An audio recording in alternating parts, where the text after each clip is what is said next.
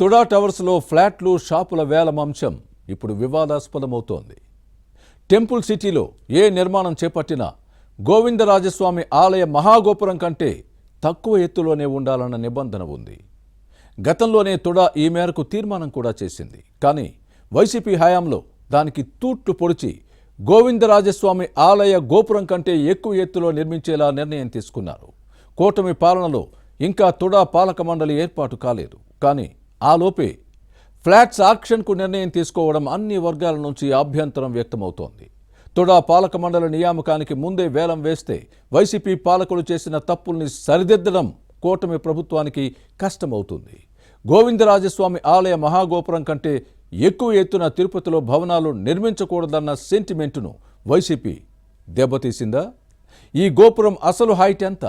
గూగుల్లో ఎక్కువ ఎత్తు చూపేలా ఫ్యాన్ పార్టీ నేతలు సెట్ చేశారా? Let's watch the story.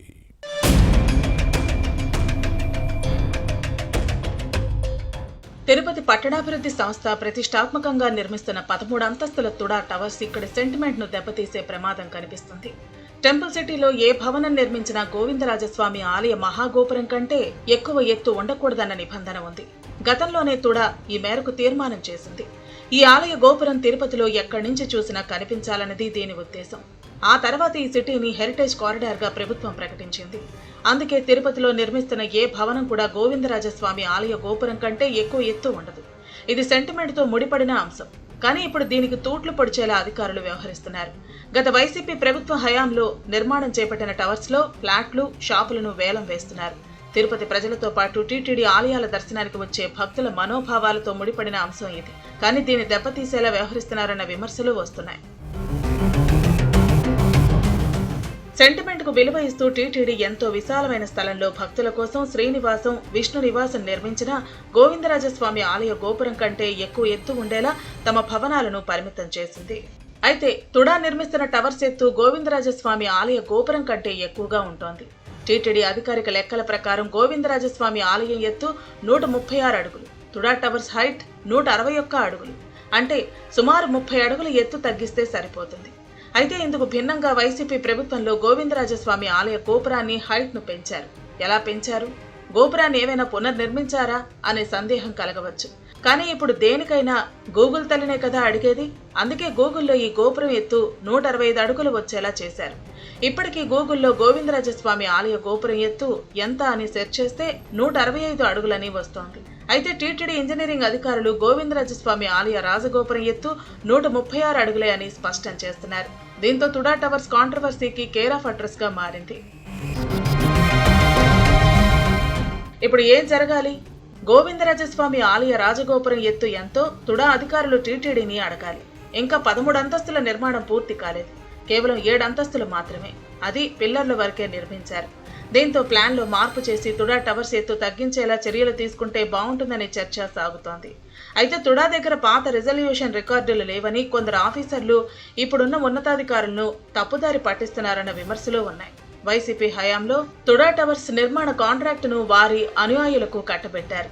అప్పుడు వారితో కమిట్ అయిన అధికారులు ఇప్పుడు ఈ విధంగా చేస్తున్నారట. వైసీపీ ప్రభుత్వం చేసిన తప్పిదాన్ని కూటమి ప్రభుత్వం సరిచేసుకోవాల్సిన అవసరం కనిపిస్తోంది.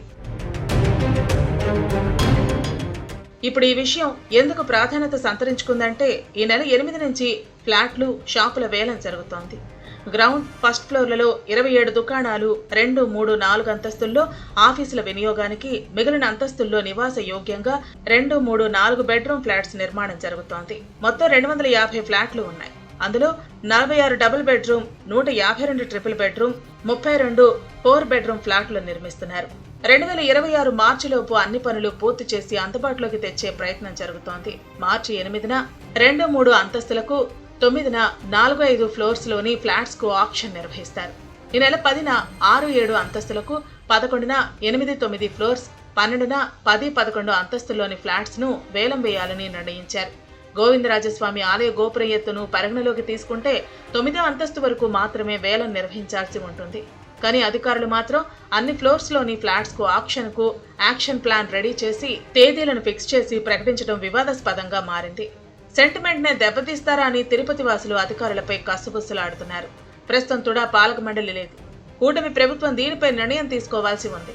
ఆ లోపే 13 అంతస్తుల్లో ఫ్లాట్ల వేలం పూర్తయితే ఏంటనేది ప్రశ్న.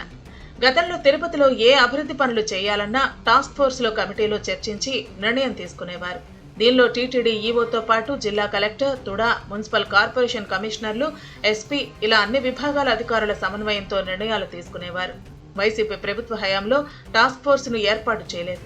అందుకే గోవిందరాజస్వామి రాజగోపురం కంటే ఎక్కువ ఎత్తులో తుడా టవర్స్ నిర్మించేలా నిర్ణయం తీసుకున్నారు. మరిప్పుడు ఏం చేస్తారనేది చూడాలి.